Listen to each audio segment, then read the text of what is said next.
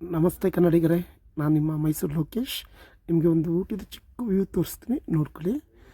ಇಲ್ಲಿ ಮಳೆ ಬರ್ತಾ ಇದೆ, ಹತ್ರದ್ದು ಸ್ವಲ್ಪ ಚೆನ್ನಾಗಿ ಕಾಣುತ್ತೆ, ದೂರದಲ್ಲಿರೋದು ಅಷ್ಟು ನೀಟಾಗಿ ಕಾಣಲ್ಲ. ಇನ್ನೊಂದೇನೆಂದರೆ ಇಲ್ಲಿ ಮಂಜು ತುಂಬಿದೆ, ಮಳೆ ಜೊತೆ ಮಂಜು ಇರೋದ್ರಿಂದ ದೂರ ಇರೋದು ಅಷ್ಟು ನೀಟಾಗಿ ಕಾಣ್ತಿಲ್ಲ. ಅದು ಪ್ರಯತ್ನ ಮಾಡ್ತಾಯಿದ್ದೀನಿ, ದಯವಿಟ್ಟು ನೋಡಿ.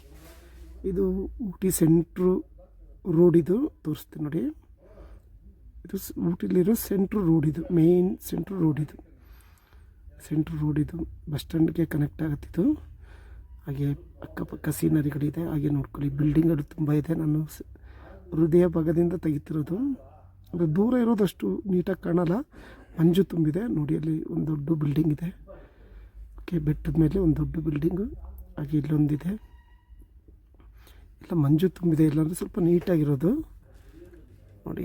ಎಲ್ಲ ಮಂಜು ತುಂಬಿದೆ, ಮಳೆ ಬರ್ತಾಯಿದೆ ಚಿಕ್ಕ ಚಿಕ್ಕದಾಗಿ, ಅದೊಂದು ಕಾರಣ ನೋಡಿ. ಹಾಗೆ ಎಲ್ಲ ಮನೆಗಳು ಸಮತಟ್ಟಾದ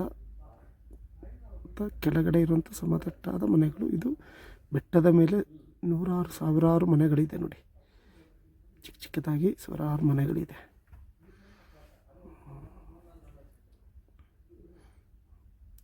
ಸಿಟಿ ಸೆಂಟ್ರಲ್ಲಿ ಇರುವಂಥ ಮನೆಗಳು, ಬಿಲ್ಡಿಂಗ್ಗಳು.